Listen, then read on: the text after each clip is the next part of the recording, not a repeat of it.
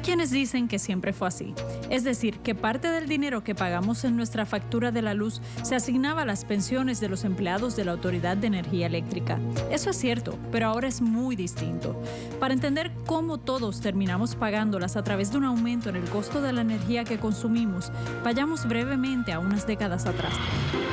Junto a millares de nuevas construcciones y fábricas, se destacan en el cuadro las centrales generatrices y las líneas de transmisión y distribución de la Autoridad de las Fuentes Fluviales que llevan la electricidad a toda la isla. El sistema de retiro de la Autoridad de Energía Eléctrica es casi tan antiguo como la autoridad misma. En 1944, la Junta de Gobierno de la entonces llamada Autoridad de Fuentes Fluviales autorizó al director ejecutivo a contratar a un experto con el propósito de diseñar un sistema de pensiones. El sistema de retiro se creó oficialmente en junio de 1945. Como cualquier sistema de retiro, su propósito primordial era proveer pensiones y beneficios contra riesgos de muerte, incapacidad, edad avanzada y años de servicio a los empleados de la AEE. Nuestro sistema de retiro fue administrado siempre con un celo indiscutible, admirable. Los rendimientos históricos del sistema de retiro era de 8%. No es por malas decisiones financieras. A los empleados se les retenía alrededor del 10% de su salario. La AEE, como todo patrono, debía cumplir con sus aportaciones. Siempre la aportación patronal salía de la tarifa básica, con un gasto de operaciones, y así está legalmente reconocido hasta en el Tribunal de Quiebra. Por eso es que el sistema de retiro también es un acreedor. ¿Qué llevó al colapso de este sistema? La crisis comenzó en 2014, cuando el gobierno, a pesar de las recomendaciones del actuario, se empeñó y puso en práctica el pago de una cantidad menor a la que señalaba el actuario. El gobierno de Alejandro García Padilla dejó de pagar la contribución que tenía que hacer. Ni el sistema de retiro, ni la UTI, ni ninguna unión, ni ningún empleado demandó al gobierno para que pagara. Le dijimos, mire, eso es un grave error porque por 75 años hemos seguido las indicaciones del actuario, aquí no ha habido problema. La aportación patronal al plan de pensión nunca se dejó de hacer. En el 2015, no en el 14, en el 2015, había un aumento proyectado a la aportación. La aportación se continúa haciendo, lo que no hubo fue el aumento a la aportación, porque no había los fondos, porque no, en aquel momento estábamos ya en el umbral del impago. A partir de ahí, si, por ejemplo, la administración debía aportar $160 millones al sistema, apenas llegaba a aportar 80 millones. 9 años después sucedió, se acabó el dinero, entonces la autoridad tuvo que empezar a coger préstamos para pagar nuestras pensiones. Cuando privatizan la autoridad, deja de haber empleados actuales aportando al plan de retiro. Y al destruir la autoridad, ya no hay aportación patronal. Sería Luma y Luma no aporta. Por lo tanto, le quitaron las aportaciones al plan de retiro. Eso hizo que el plan de retiro se fuera en picada. La AEE enfrenta una deuda de más de $4.000 millones relacionada a su sistema de retiro. Se necesitan cerca de 25 millones mensuales para cubrir el pago de las pensiones. En tiempos recientes había estado cubriendo con fondos no recurrentes o préstamos del gobierno central. La gobernadora dijo varias veces que no era necesario pasar el cargo a los consumidores. Que discutimos hoy contemplan o se habló aumentos en pago de factura. 3 meses después de esas expresiones, no fueron los jubilados, fue el gobierno. La AEE solicitó incorporar el costo de esas 12.500 pensiones en una tarifa provisional para este año fiscal. Lo que nosotros queremos es que se tome en consideración nuestra propuesta para que se le quite de encima ese cargo innecesario para pagar pensiones, que sí, se pagaba siempre una parte, pero jamás esa cantidad. Cuando pensamos en las pensiones de los jubilados de la AEE, tal vez recordamos noticias como esta. Se le concedió, como ustedes saben, un aumento de más de $3,000 en su pensión de jubilado, lo que eleva la suma total de la misma a $9,361.48. Parte de los problemas es que ha habido directores que se van con una pensión altísima, porque los últimos 3 se calcula, creo que los últimos 3 o 4 años, ese era el cálculo. Pero esos son few and far between. Aunque hay pensiones altas, muy altas, entre estos jubilados, ese no es el perfil que predomina. Tenemos compañeros de esos que tienen 90 años o más que sus pensiones no alcanzan los $1,000. Por un lado están casos como el de doña Rufina Rodríguez, de 98 años, quien se jubiló como enfermera ocupacional de la autoridad. Yo me retiré en el 85. Lleva meses con esta incertidumbre. Le preocupa que otras personas mayores se queden sin su pensión. ¿Y a dónde van a ir? Baja un puente porque no tienen alternativas. Si tienen un familiar tan mayores como ellos que tampoco pueden ayudarlos. Y eso es lo que a mí me preocupa. Yo soy mayor, pero por lo menos tengo donde vivir y demás. No está de acuerdo con el nuevo cargo impuesto en la factura. Yo trabajé 30 años y aboné para mi pensión. Y nosotros vamos a pagar pensión doble. Porque si nos vamos a subir la luz, pues vamos a pagar pensión de la misma que nos van a dar, nos la vamos a pagar nosotros. Y el pueblo también, que no tiene culpa. Por otro lado, sí existen algunas pensiones de esas que popularmente se conocen como Cadillac. Todas las fuentes entrevistadas aseguran que son pocas, pero hasta ahora no han revelado la cifra exacta. Hay pensiones de más de $5,000. Podría haberlas, pero hay que ver bajo qué circunstancias. El sistema de retiro solamente te va a otorgar la pensión a la que tú aportaste conforme al reglamento. La pensión más alta, aún vigente en este sistema de retiro, es de poco más de $12,000 al mes. Sin embargo, solo los primeros $8,000 salen del sistema. La autoridad en un momento negoció con algunos funcionarios traerlos nuevamente al servicio público después que se retiraron, y esos negociaron unas condiciones distintas. Esa diferencia de $3,000 la paga la autoridad, no la paga el sistema de retiro. La pensión promedio es mucho menor. Mi pensión, la mía, es de $2,200 después de 34 años de servicio. Esa es la pensión promedio. La Asociación de Jubilados asegura que han presentado múltiples propuestas para que el dinero de estas pensiones no se consiga a través de un aumento en la luz para todos los abonados, pero ninguna ha sido considerada. Hay un aumento ahora, pero imagínate cuando haya que pagarle a los bonistas. Pero el gobierno de Puerto Rico, dependiendo de quién le preguntes, tiene un exceso, una reserva de entre 8 billones y 25 billones. Depende de quién le pregunte. Si tú coges parte de ese dinero y lo usas para pagarle a los bonistas y o las pensiones, estaría mejor. Bueno, amigas y amigos, esto de la factura de energía eléctrica es un tostón. Valeria, a mí me llama la atención particularmente, me preocupa, que los mismos empleados se sienten abatidos porque todo el mundo le echa la culpa de lo alta que está la factura. Es verdad que hay pensiones Cadillac, pero está esta señora, doña Rufina, que tú has mencionado, 98 años, 98 una pensión de $1,000. Y claro, el problema es que no estaba previsto que duraran tanto en una vida tan longeva. Los pensionados son 12.500 pensiones. Sí, ella se retiró, ¿verdad? Luego de 30 años de servicio, ¿verdad? Pero ciertamente, ¿verdad? Los pensionados nos mencionaban que en manifestaciones que han tenido ahora están recibiendo estos ataques, ¿verdad? Le han echado la culpa a ellos, como quien dice. Pues mira, alguien que quizás nos pueda arrojar un poco de luz es un exdirector de Energía Eléctrica, que es Héctor Rosario. Saludos, bienvenido. Saludos, buenas noches. ¿Usted tiene pensión Cadillac? Yo tengo una pensión de la autoridad después de haber trabajado 35 años. ¿Cuánto es? Y haber pasado, pagado más de 12% de mi salario, tengo derecho a una pensión. Ahora... Pero su pensión, perdóneme, ¿cuánto es? No, le voy a contestar esa pregunta, porque esa pregunta, yo no tengo problema en decirle al país mi pensión.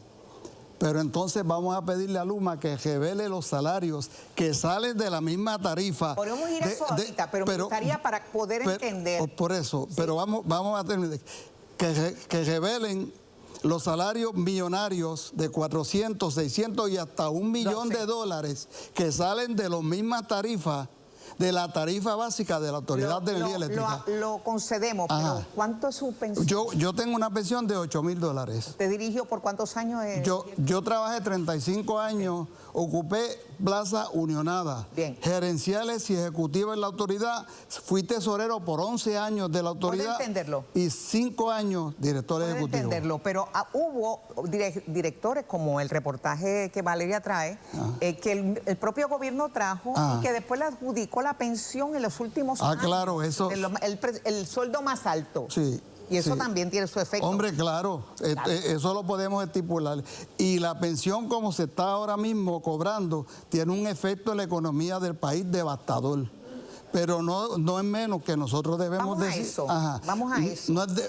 Primero, están tratando de demonizar a los empleados de la Autoridad de Energía Eléctrica directa o indirectamente. Ahora, en el año 2020, cuando se adjudicó el contrato de Luma, se sabía que iban a descabezar el sistema de retiro. Habían 6.000 miembros del sistema de retiro, que son las que pagan las aportaciones al sistema de retiro, y de ahí de 6.000 bajó a 1.000. Entendemos, los que trabajan ayudan a mantener el sistema. Si se retiran, se descapitalizan. Pero vamos, en el año 2021 todavía el sistema de retiro tenía 1.300 millones de dólares. Ahí yo tengo las estadísticas. Y se fue. Se fue porque entonces 11 años sin pagar la aportación patronal, sacando 5.000 personas de lo que aportaban.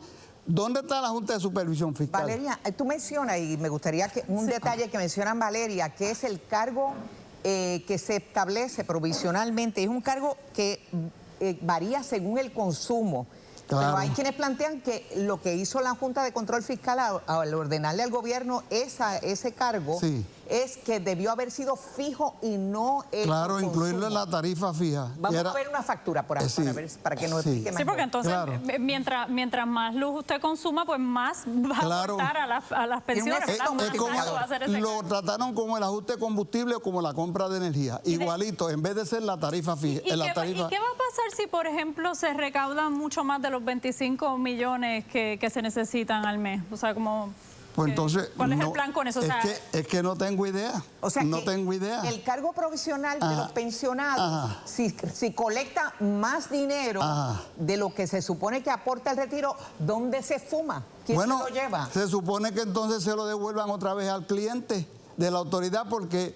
Claro, porque crean ese fondo y se lo pueden devolver. Es igual que cuando tú compras combustible, como tú anticipas unos precios y después el precio no se da, tú le devuelves o le cobras adicional. Quiero aclarar esto. Antes los abonados, ¿verdad? Todos los que pagamos luz, aportábamos indirectamente a las pensiones de los jubilados, porque uno pagaba la factura y dentro de los gastos operacionales de la autoridad estaban las aportaciones al sistema de retiro. Eso es así. Pero ese sistema también se nutría de aportaciones de empleados y de inversiones. Ahora que estamos pagando este cargo, nosotros estamos asumiendo el 100%. El 100%. Estamos pagando completamente las pensiones. Antes el empleado lo asumía porque pagaba, contribuía. Ustedes ponían una parte y el patrono. Claro, y el patrono ponía. Y había, entonces, el criterio de inversión del sistema de retiro era uno de los mejores en Puerto Rico. Tenían 11 money managers. De esos 11, tenían a 10 compitiendo y el peor del resultado salía y entraba el otro. O sea, que había apetito por mantener su posición como money manager. Obviamente el performance, el desempeño era excelente. Sin embargo, la gobernadora, el gobierno, quería asumir esto como un préstamo que viene, es como una especie de disfraz, porque estamos hablando del mismo bolsillo, el bolsillo de los abonados en la factura y el bolsillo de los contribuyentes pagando un préstamo que no va a retornar. O sea, eso es un disfraz. ¿Cómo lo toman ustedes como...? Bueno, si hay dinero y capitalizan el sistema de retiro, y el sistema de retiro empieza a generar ingresos de esas inversiones, obviamente que eso... sirva como un fondo inicial para que genere y capitalice. Oye, lo que pasa, mira, aquí hay una comedia de errores de todo el mundo. Primero, dejaron de pagar las aportaciones. Segundo, sacaron la gente que aportaban, que eran los miembros del sistema de retiro, aproximadamente 4,000.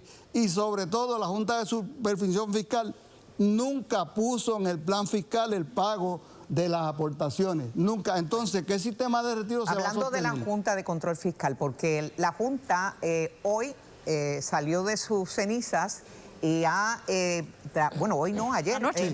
envió una carta bastante intensa, ¿no? Señalando que debe haber paz entre todos los componentes que están en guerra energética en estos momentos.